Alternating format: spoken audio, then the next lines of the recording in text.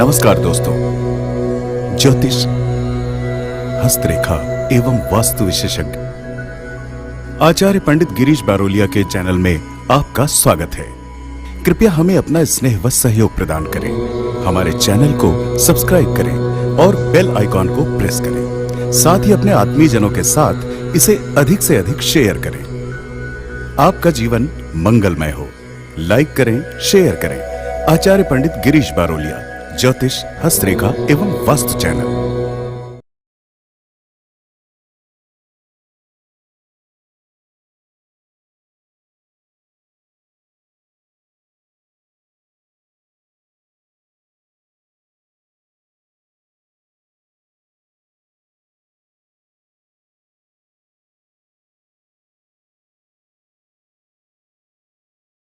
राधे राधे, जय श्री कृष्णा। नमस्कार, मैं आचार्य पंडित गिरीश बारोलिया। गायत्री महामंत्र। ओम भूर्भुवः स्वः तत्सवितुर्वरेण्यं भर्गो देवस्य धीमहि धियो यो नः प्रचोदयात्। अज्ञानतिमिरान्धस्य ज्ञानाञ्जनशलाकया चक्षुरुन्मीलितं येन तस्मै श्रीगुरवे नमः। तस्मै श्रीगुरवे नमः। मित्रों, आज हम एक ऐसे साधक के बारे में जानकारी देंगे जो सत्य घटना पर आधारित है। मध्य प्रदेश के होशंगाबाद जिले में एक छोटा सा कस्बा है, नाम है उसका पलिया पिपरिया। वहाँ पर एक ब्राह्मण परिवार में जन्मे एक बहुत बड़े मालगुजार के एक पुत्र थे। उनका नाम था भोजराज प्रसाद। जब वो 15 वर्ष के हुए तो उनके अंदर गायत्री की साधना करने के मन में प्रेरणा आई और वो इधर उधर कई जगह कई लोगों से मिले कि गायत्री की साधना किस प्रकार से की जाए, लेकिन वो कहीं संतुष्ट नहीं हो पाते थे। एक बार वो मथुरा गए और वहाँ पर वो आचार्य पंडित श्री राम शर्मा से मिले और उन्होंने उनसे बहुत देर तक गायत्री के बारे में विचार विमर्श किया और फिर उन्होंने उनसे वहाँ पर मंत्र दीक्षा ली और उसके पश्चात उन्होंने अपने पूरे जीवन पर्यंत 84 वर्ष की उम्र तक वो जिंदा रहे। प्रतिदिन उनका नियम था, ब्रह्म मुहूर्त में 4 बजे सो कर के उठते थे। स्नान आदि करने के पश्चात में वो प्रत्येक दिन 33 माला का जाप करते थे। किसान थे और उसके पश्चात उनके मन में विचार आया तो उन्होंने फिर कुछ वैद्य का भी उन्होंने पढ़ाई की नागपुर में जा कर के, और फिर वो धीरे धीरे वहाँ के एक बहुत प्रसिद्ध वैद्य के रूप में जाने लगे। सभी लोग उन्हें वैद्यराज के नाम से जानते थे। उन्होंने अपने जीवन काल में गायत्री के उनके जीवन काल में कुछ इस प्रकार के चमत्कार हुए कि उन्होंने अपने जीवन में 25 ऐसे स्तनपात मरीजों को ठीक किया जिनको डॉक्टरों ने बिल्कुल ऊपर हाथ खड़े कर दिए थे कि हम ये बच नहीं सकते। लेकिन उन्होंने, आप मित्रों मानोगे नहीं, विटामिन बी कॉम्प्लेक्स का इंजेक्शन लगा कर के गायत्री मंत्र पढ़ते हुए उन्हें लगाया और वो व्यक्ति ठीक हो गए। वो चूर्ण चटनी लोगों को दे दिया करते थे और जो ऐसे बीमार व्यक्ति जो कभी बॉम्बे से या दिल्ली से लौट कर के आ जाते थे और डॉक्टर उनको बोल देते थे कि 3 महीने 4 महीने तक जिंदा रहेगा, लेकिन वो ठीक हो जाते थे और कई सालों तक फिर वो जीवित रहे।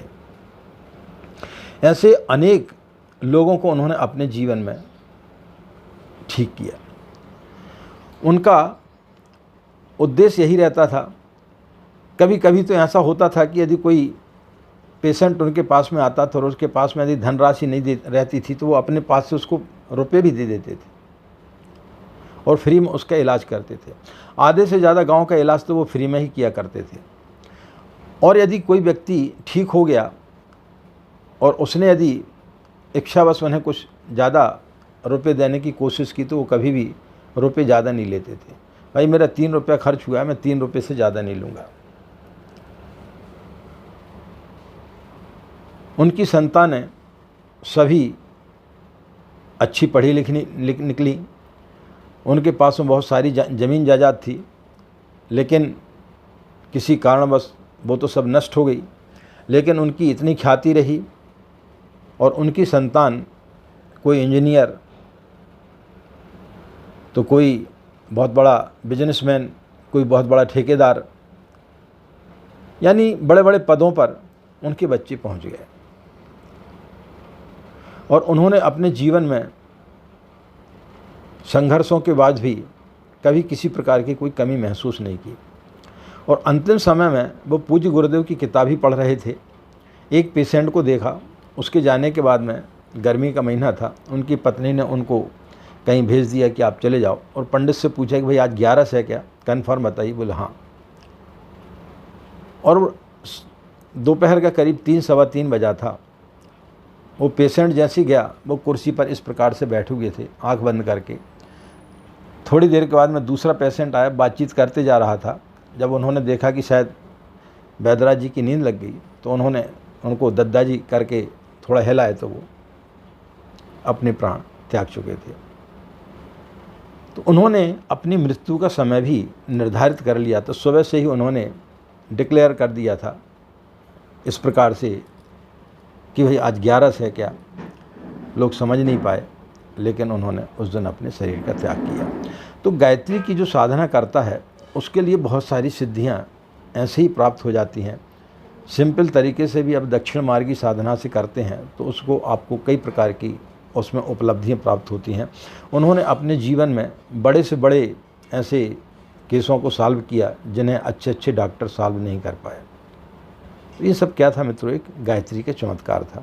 गायत्री के चमत्कार बहुत हैं, और इस युग में भी कई लोगों को नहीं, हजारों करोड़ों लोगों को गायत्री से लाभ हुआ है। तो हमारा आपको बताने का आशय यही है कि आप भी गायत्री की साधना करें, सिंपल तरीके से करें, किसी अन्यत्र उसमें ना फंसें। आपके लिए भी जीवन में कई प्रकार की उसमें उपलब्धियां निश्चित रूप से मिलेंगी। आशा है मित्रों आपके लिए यह वीडियो अच्छा लगा होगा। यह जानकारी से आप लोग निश्चित रूप से अपने आप को और आगे बढ़ाने का प्रयास करेंगे। आपका दिन मंगलमय हो, आप लोग खुश रहें, मस्त रहें। माँ गायत्री का असीम कृपा इसी प्रकार आप लोगों के ऊपर बनी रहे। हमें आज्ञा दें। नमस्कार।